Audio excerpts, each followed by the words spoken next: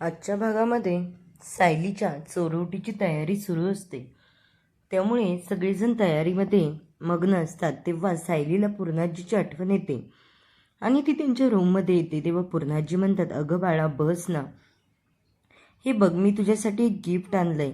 आणि त्यांनी खूप छान लॉकेट आणलंय सायलीसाठी. आणि म्हणते, मला ना हे तन्वीसाठी करायचं होतं ग, पण तन्वीच नाही आहे आता. त्यामुळे मग मी तुलाच तन्वी समजत होते, तेव्हा तू माझ्यासाठी तन्वी असल्याचं नाटक केलं. आणि मला आजही असं वाटतंय की जर कधी तन्वी असती तर ती अगदी तुझ्यासारखी झाली असती. आणि ते खूप आनंदाने तिला ती लॉकेट देत असतात.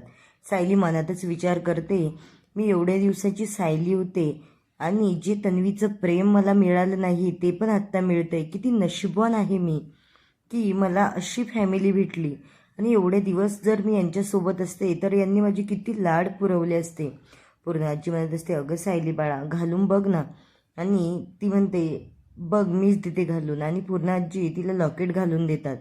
ती म्हणते, बघ किती छान दिसतीये. अगं तन्वीला पण असंच आवडायचं, असेच दागिने घालून मिरवायला. आणि तिला खूप आवडायच्या या सगळ्या गोष्टी. सायलीला आता थोडेसे भास होत असतात परत की पूर्णाजी तिला दिसतात तन्वीच्या गळ्यात असंच लॉकेट घालताना. आणि नंतर ती परत खाली येऊन ती फुलांच्या माळा ओवायची तयारी करत असते. इकडे अस्मिताच्या फोनवर ते इंटरव्ह्यूचे कॉल येत असतात. त्यामुळे ती खूप परेशान होते. आणि हे सगळं अश्विन बघतो. तर अश्विन म्हणतो, काय झालं अस्मिताताई? ती म्हणत असते, अरे काही नाही, ते असंच होतं थोडं. तो म्हणतो असतो, नाही तू थोडी अपसेट वाटते, सांग ना मला. ती काही सांगत नाही, तिथून निघून जाते. नंतर कल्पनाताई म्हणत असतात, अरे लवकर आवरा, सगळे तयारी करतायत तर लवकर झाली पाहिजे. इकडे प्रतिमा त्या जास्वंदाची फुलं घेऊन येतात आणि त्या म्हणतात यांच्या माळा करायच्या आहेत. तेवढ्यातच अर्जुन त्याच्या बायकोसाठी ज्यूस घेऊन येतो आणि म्हणतो, तू हे पिऊन घे बरं. सगळे म्हणतात, अरे बाप रे, बघा ना याचं आजसुद्धा एवढे लाड करणं सुरू आहे. सायलीला ते काही प्यावंसंच वाटत नाही. अर्जुन म्हणत असतो, अगं बायको घे, मी ओवतो फुलांच्या माळा, तू काळजी नको करू बरं. आणि तो दोरा आणि सुई घेतो आणि सायलीला म्हणतो, बायको तुला यावरून काही आठवतंय का गं? ती म्हणते, नाही ना, मला नाही आठवत. तो म्हणतो, बघ आठवायचा प्रयत्न कर, नक्की आठवेल तुला. तूच खरी तन्वी आहे यावर माझा विश्वास आहे. आणि ती ज्यूस पिऊन घेते. तोपर्यंत अर्जुन माळा ओवायची तयारी करतो. इकडे सायली नंतर सुई दोरा घेते आणि पूर्ण जास्वंदाची फुलं त्यामध्ये ओवते. नंतर ती माळ तयार झाल्याच्या नंतर अर्जुन त्याला हात लावतो.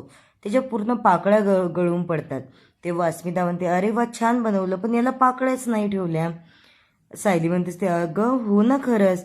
अहो काय तुम्ही पण, आपल्याला जास्वंदाच्या फुलांची माळा ओवायच्या सांगितल्या, देठांच्या नाही.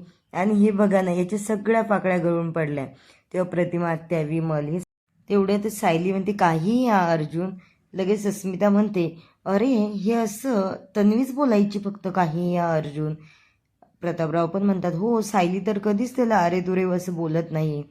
तो म्हणत असतो, हो तिच्याकडून चुकून झालं असेल. सायली पण म्हणते, नाही ती चुकून झालं माझ्याकडनं. आणि इकडे सुमन आलेली असते. त्यामुळे सगळेच तिच्या स्वागताची तयारी करण्यासाठी उभे राहतात. ती त्या राकेशला पण बोलवते आणि तो असा फुलांचा गुच्छ घेऊन चेहऱ्यासमोर उभा असतो.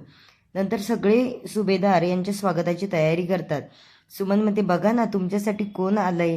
ते म्हणत असते, कोण? अरे वा राकेश, ए बाळा, तुझीच तयारी करत होतो, तुझ्या येण्याची आम्ही खूप वाट बघितली. अर्जुन पण म्हणत असतो, अरे वा राकेश आलास. अस्मिता म्हणते, अरे माझ्या बाळाचा परत एक मामा आला, आता तर माझ्या बाळाला टेन्शनच नाहीये. इकडे प्रतिमात्या म्हणत असं, अरे बाळा कसा आहेस, खूप दिवसापासून बघितलं नाही, तू अगदी पूर्णपणे चेंज झाला आहेस. प्रतापराव पण म्हणतात, अरे राकेश, आम्हाला असं वाटलं की तू काय प्लॅस्टिक सर्जरी वगैरे करून आला की काय, कारण एवढा चेंज झालाय तुझ्यामध्ये, आम्हाला ओळखायलाच आला नाही. कल्पनाताई म्हणत असतात, बरं झालं ना, तू खूप शिकलाय आता, त्यामुळे चेंज होणारच. अर्जुन म्हणत असतो, अरे तू पण वकीलच आहेस ना, मग इकडेच तुझं काम वगैरे काही सुरू कर.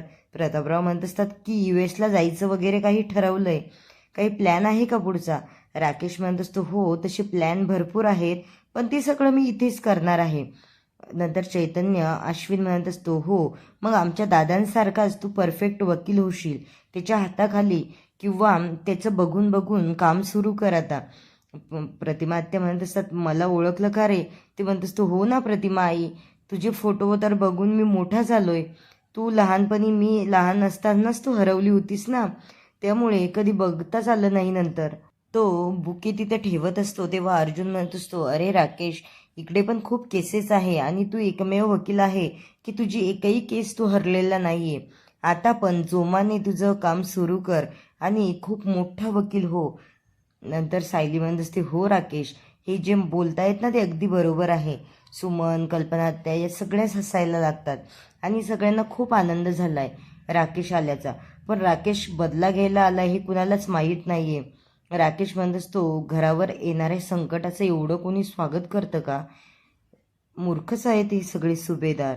आणि सगळेजण म्हणत असतात, कल्पनाताई म्हणतात, आता चला बरं पटापट आवरा, चोरोटीची तयारी करायची. आणि राकेशला प्रतापराव म्हणत असतात, ए राकेश, इकडून बस तू. आणि सगळेजण तयारी करून येतात तेव्हा सायली पण येते. अर्जुन सायलीकडे वेगळ्याच नजरेने बघतो की माझी बायको किती छान दिसतीये. इकडे सगळेजण तिथे बसलेले आहेत हॉलमध्ये आणि सायलीला अस्मिता तयार करून घेऊन आली. कल्पनाताई म्हणतात, अरे वा सायली, किती गोड दिसतीये बाळा तू, अगदी तुला नजर नको लागायला. नंतर पूर्णाजी म्हणतात, हो बाळा, तू माझ्या पण हिची नजर काढ ग. प्रतिमात्या पण म्हणत असतो, हो खूप गोड दिसती बाळा सायली. नंतर ती पूर्णाजीकडे येते, पूर्णाजी पण तिची नजर काढतात आणि नंतर तिला कल्पनाताई ते चेअरवर खाली बसवतात. इकडे नागराज बोलत असतो सचिनसोबत तेव्हा तो सचिनला म्हणत असतो, हे बघ सचिन, आणि ते प्रियाचं जे काय आहे ना ती तू कुणाला सांग, मला काही सांगू नकोस. आणि तो म्हणत असतो, मैपतचं काय सुरू आहे? सचिन म्हणतो, अहो तो मैपत शिकरे नाही, मैपत बाबा होऊन बसलाय. ते भक्त काय येतात त्यांच्याकडे, तो भक्तांना उपदेश काय करतोय, त्या बहुगुणी बाबाचा भक्त झाले म्हणे आणि बिलकुल कुणाचं काहीच ऐकत नाही. नंतर नागराजने राकेशला बोलवून घेतलं आणि स्वतःच जखमा करून घेतल्या आणि इतका विवळवत असतो की राकेश, बघ बाळा मला किती लागलंय. तो म्हणतो, असतो कुणी मारलं पप्पा तुम्हाला, मला सांगा, मी त्यांना शिक्षा देतो. तो म्हणत असतो, अरे पोलिसांनी नाही, मला इथल्या कैद्यांनी मारलं. मी त्यांच्यावर दादागिरी करतो ना, त्यामुळे मी कुणाचं काहीच ऐकून घेत नाही. आणि बघ ना माझी कशी हालत केली त्या सुभेदारांनी.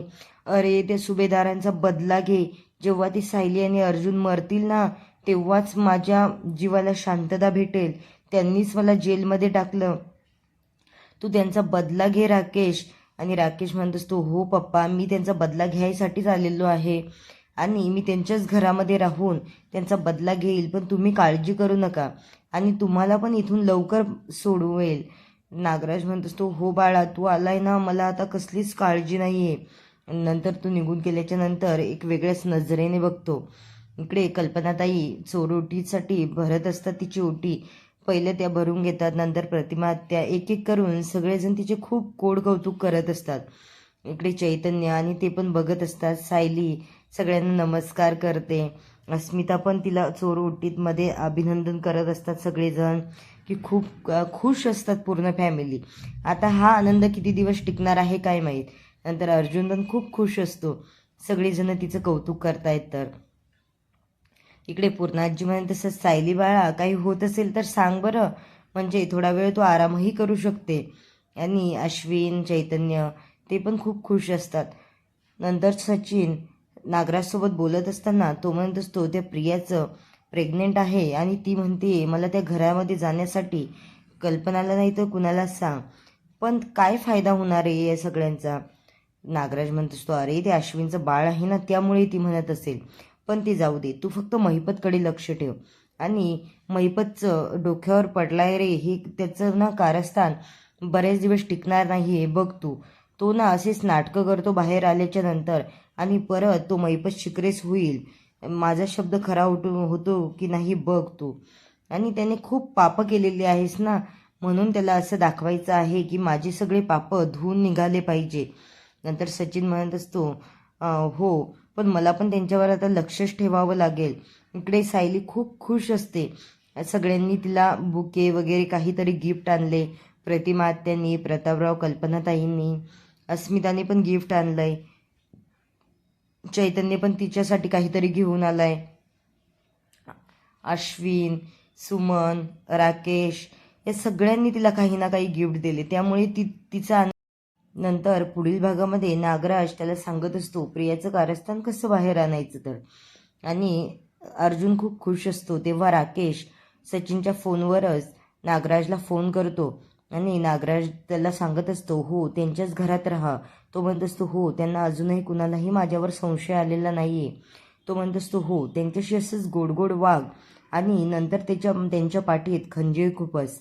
आता सायली इकडे बाहेर बसलेली असते, तेव्हा ती म्हणत असते अहो प्रिया अशी एकमेव आहे की जी मला सांगू शकते की तूच तन्वी आहे म्हणून. आता एवढ्या दिवसाचं प्रियाने सांगितलं नाही, एवढ्या दिवसाचं लपवलंय, आणि या सायलीला कसा तिच्यावर विश्वास ठेवावासा वाटतोय काय माहीत.